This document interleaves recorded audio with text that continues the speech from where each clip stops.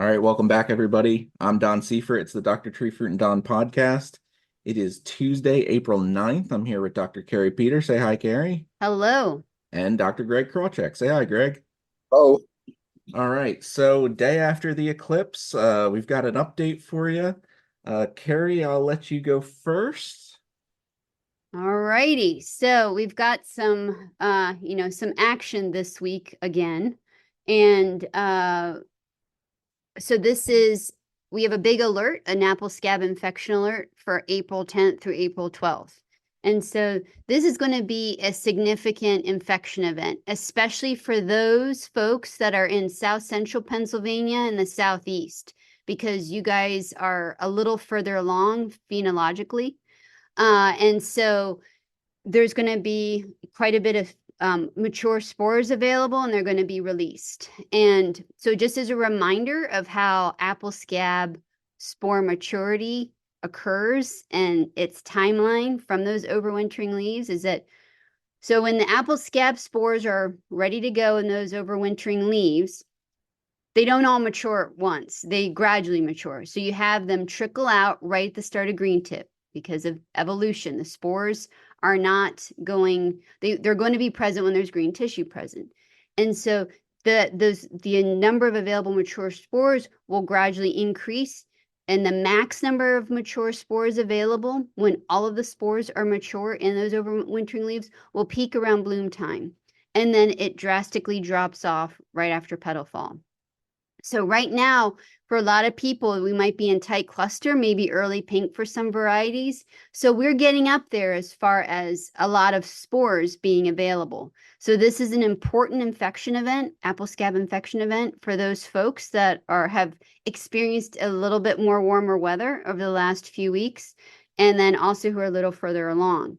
So right now, as far as what you want to be applying right now, well, number one, a rain fast mancozeb. That's going to be, you're going to put that in your tank because, as I always advocate, rain fast mancozebs, especially during these stretches of rainy periods, you want a mancozeb that's going to stick around a bit longer. It's easier to stick around, I should say, when it's rain fast. You're going to tank mix that with something. So what are your options right now for tank mixing? So I would recommend folks focusing on the frac 3s and frac 9s.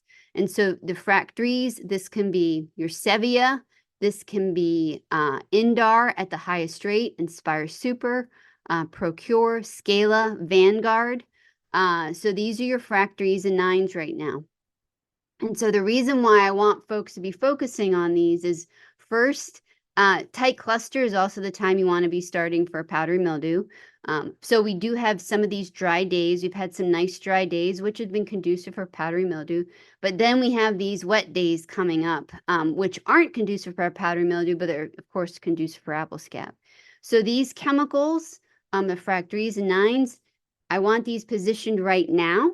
So as far as with regards to tank mixing with your mancozeb right now. And the reason why is that I want for you to save frac 7s for bloom, like for pink bloom petal fall. And really bloom petal fall is really the most important because frac 7s are still the strongest ones that we have for apple scab. Also, that's also really good against Marsanina blotch, or also known as apple blotch, which will come in, the spores will start going like gangbusters right after bloom. It's like right around petal fall. And so that's where I want those frac 7s positioned because of the strength of their ability to control these really tough diseases. And so you have, a handful of options, and I know it gets really challenging because we have a lot of these premixes out there that can kind of throw people off with regards to being able to practice fungicide resistant management effectively because, the fungicide labels, they tell you don't spray any more of this frac group for so many times in a row. And so it gets a little tricky. So you need to be really mindful as far as what you're spraying when, and then as far as what you're planning on spraying in the future. So as far as just to kind of recap, April 10th to the 12th, this is going to be a major infection event as for those folks where it's been a little bit warmer. So South Central, so Adams, Franklin County, Cumberland, York, Lancaster, Berks, Chester County. So I'm talking about the southeast and south central. This is as far as when I was looking at the apple scab models earlier, like 2 days ago. For the folks that are to the north of us, to the north of South Central and to the west and maybe in the higher elevations, you're slightly behind. So as far as where your mature scab spores are, they're slightly behind. This is still an important infection event, so I still want everyone covered up. But as far as being, one to not mess with, definitely the folks that have been in the warmer temps a little bit longer. So that's apple scab. Brown rot. There's still a lot of blossoms out there on peach trees, and the cherries are about to pop. So this is also brown rot weather. So you want to be making sure you've got something protecting those blossoms, especially if you have a known history of brown rot on those blossoms. So what can you apply? You can basically apply just about anything right now. So Captan, Xyram. You can tank mix those with Roverol or Meteor, the active ingredients, Cyprodione. Topsin M, believe it or not, still works. You also have your frac 3s, your frac 9s, your frac 7s, and frac 11s that you can also apply. But I will say is that whatever you apply during that time period, during bloom, be mindful of the pre-harvest as far as what you're going to be using during the pre-harvest time. So those are the big broad brush strokes for this week apple scab infection event. For folks who do subscribe to the Fruit Times, and a disease alert went out yesterday. Basically, me saying exactly what I'm saying now. So just as I think everyone is being mindful and realizing that this is a big one, so we need to be covered up. And this is like deja vu from last week as far as the amount of rain. And there's a lot of rain that's forecasted. It's like at least an inch of rain that's going to be falling or more in like a day and a half or so. So it's important that whatever you're recharging your fungicides from the last time you applied. So anything, did I miss anything, Don? No, that sounds really good. I mean, between last week and this week, it was significantly colder, but things are going to get so much faster in the Yeah, I mean, it's couple going to be days. really So, warm. It's going to be really warm in the next few days, and then it'll get slightly cooler. But basically, we're off to the races. So, yeah. and also, it's another reminder is that we've had a lot of rainfall, and so you have to remember that stuff does wash off, especially rain fast, like Mancozeb, that does wash off. So it's really important to make sure that when you do have dry periods that you are recharging those fungicides, that protection out in the field when you're able to. Because it seems that this is kind of a trend right now as far as these really massive rainfalls that we're getting on a weekly basis, if not, I should say maybe every other week, but right now I feel like it's every week we're getting something. So I mean, we're due for more rain out east here yes. over the next couple days. So Yep. And then next week, we'll revisit it. We'll revisit the story again next week to see where things are at. So awesome. Thanks, Gary. yep. Dr. Krawczyk. Thank you, Don. Well, there are basically two main topics. One is to get ready, and the other one is what has to be done now.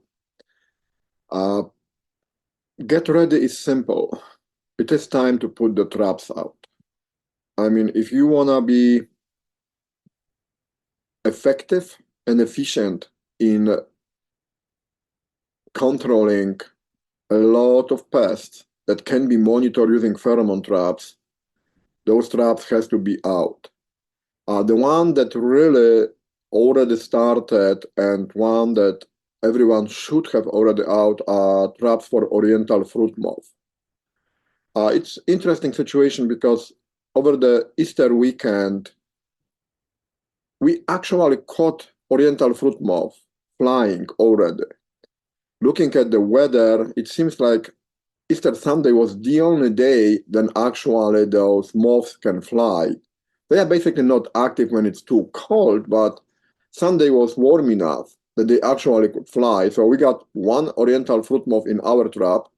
And then I also heard from the grower who had traps already out that they also caught one or two. And then I think the next day when they will be able to start flying is today. So now the question is when to set biofix. I probably mentioned this last time, but I will say it again. From my perspective, from looking at the number of moths, the mating, the laying eggs, and so on, I would think that biofix will be probably today or tomorrow. I mean, I can't guarantee that they will be flying today or tomorrow, but I'm assuming based on the weather that they will. So the biofix would be about now. Saying this, looking at the newer degree accumulation, we're at about 250 degree days since January 1st, which is about the time when we can start getting them flying. So we might be a very normal year from the oriental fruit moth. I mean, in the past, I would say that 6 out of 10 times the flight starts around April 16, 17. We're not there yet. We will have next few days with the warm weather. If you have traps, you can make newer working for you perfectly. If not, well, you will have to take the newer estimation and then go with it. And sometimes this might be misleading, so that's why put your own traps out. Saying this, this was about oriental fruit moth. Codling moth is not flying yet, and tufted is not flying, and they probably will not until the bloom on apples. However, when will be the bloom on apples this year? Looking at the crab apples that we have outside of the center here in Biglerville, well, we might have something happening in the pretty near future. Crab apples are usually a few days ahead of apples.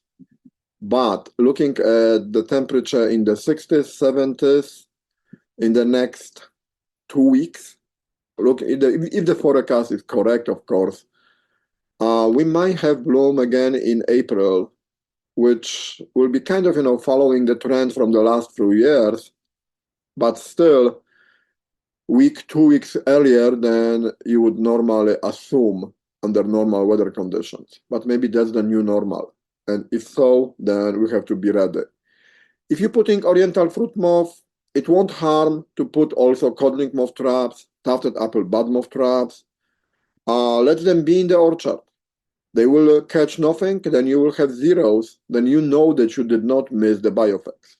So it's up to person how they prefer. I would say put the traps out, let them be there. When the moths become active, they will be waiting for them, and then people will know when the moth starts. And again, the biofix is kind of a date that really, really helps to understand what NUA is saying. If you're planning to look at NUA, and again, this is something that is available to all growers, and I would strongly recommend, at least from the insect perspective, use NUA.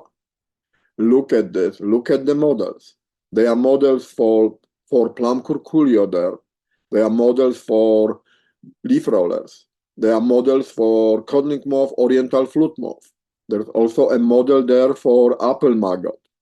Those models will help be more efficient and hopefully save you money, by doing a better job and then dealing with the pest less later during the season.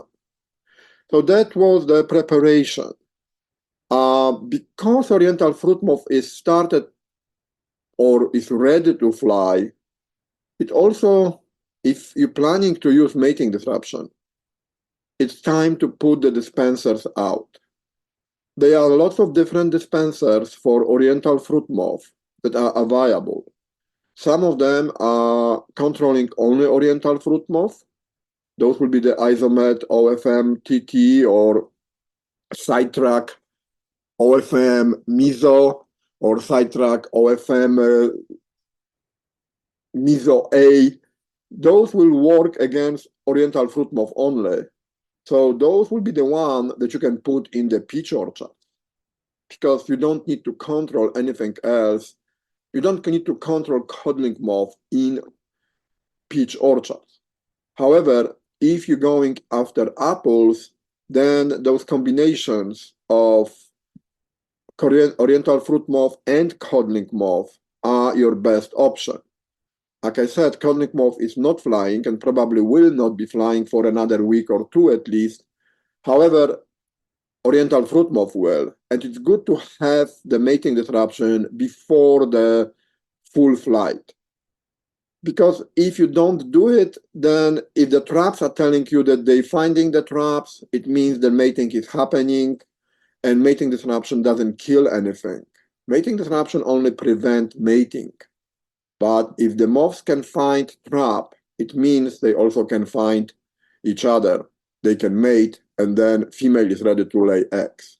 So putting mating disruption out right now is also not a bad option. The latest will be whenever the codling moth will start, which will be beginning of the bloom on apples, which basically giving about 2 weeks window right now, I would think. But again, everything is weather dependent.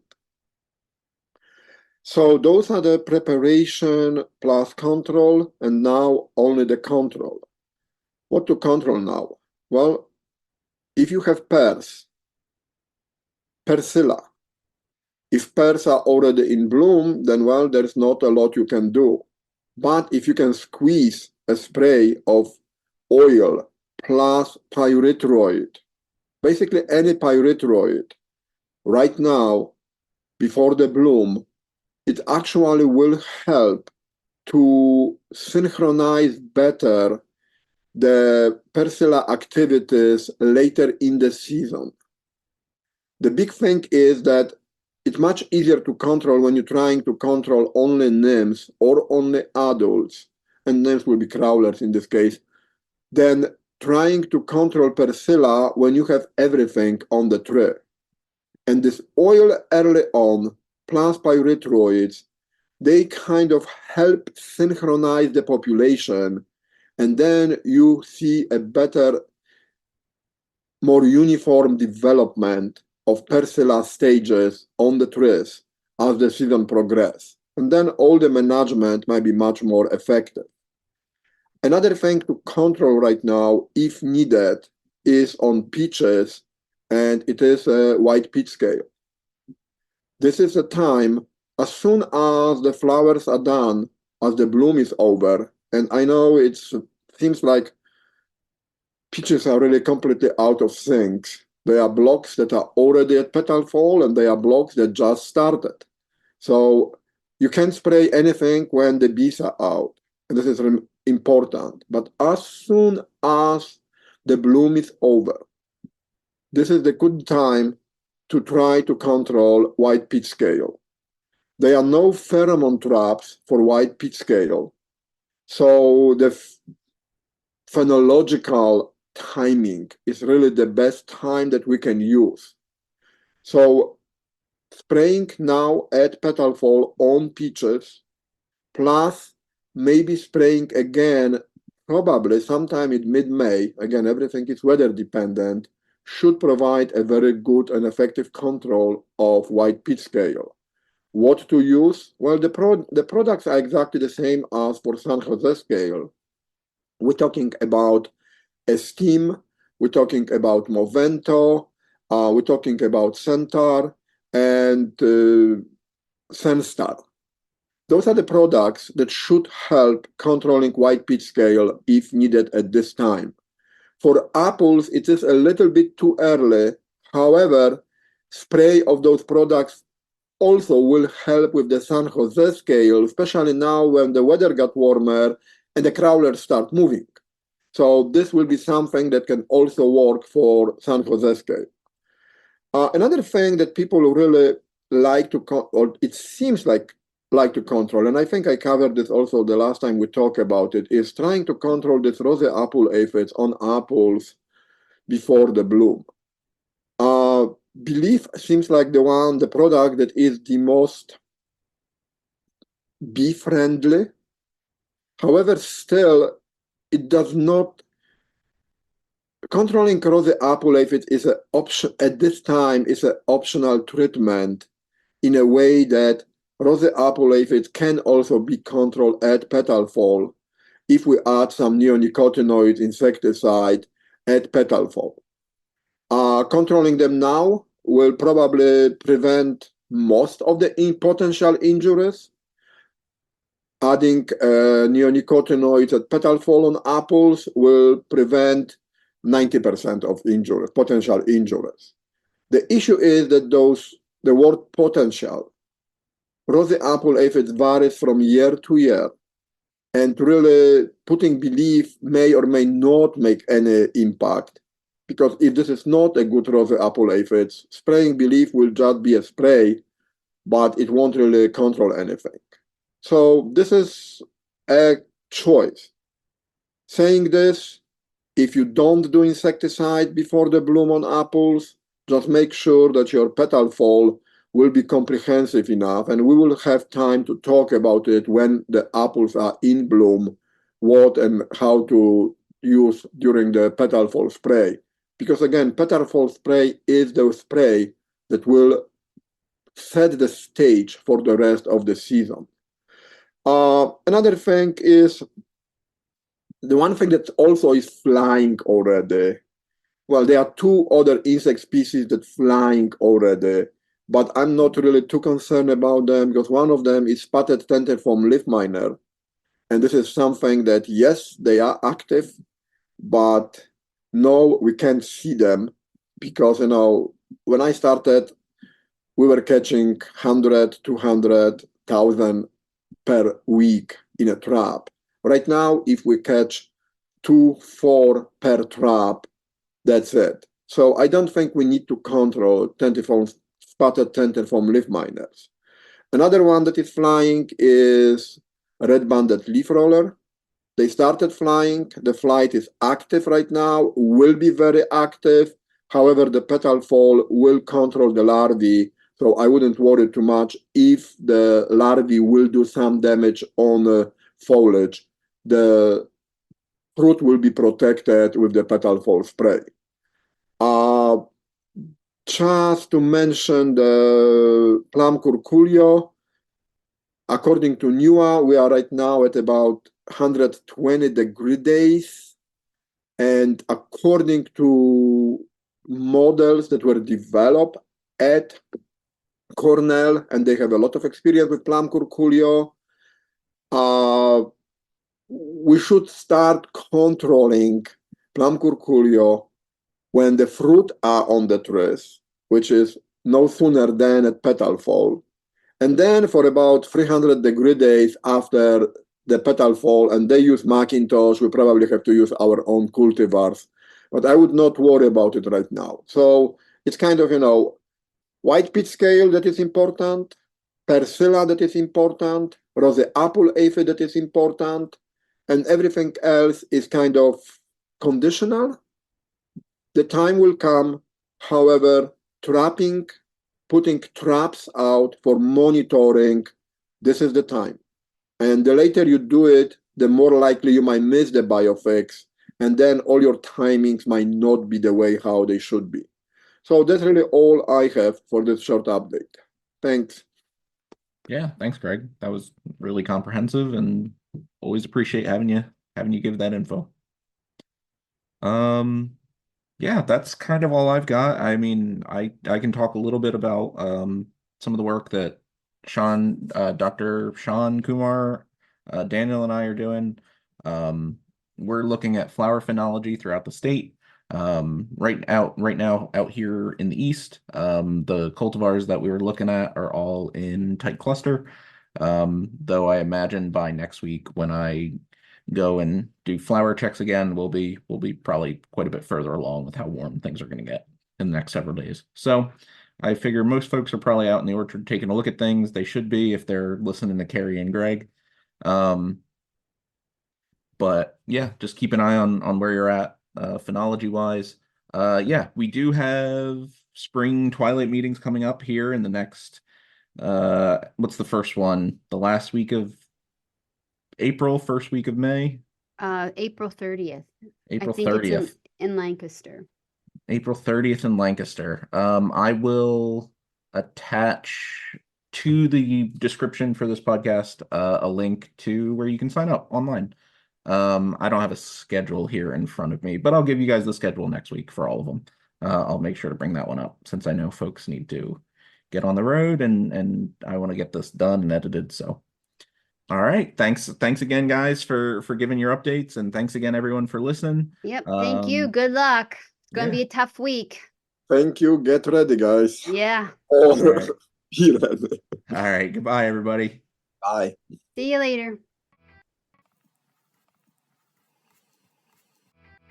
Hi everybody, Editing Don here. Just wanted to let you know that next week, on April 17th, there is also a native and non-native pollinator workshop. It is going to be at FREC, the Fruit Research and Extension Center in Biglerville. If you would like to sign up, please email Amanda Shull at aes186@psu.edu or call 717-334-6271. This is a free event. It is about managing native and non-native bees such as osmia, and the first 30 people that register will receive a nesting box and a blue protective tote. So you'll learn about solitary bees such as osmia and things like honeybees. Once again, this is a free program, and if you would like to sign up, contact Amanda Shull at 717-334-6271 or email her at aes186@psu.edu. Thanks, everybody.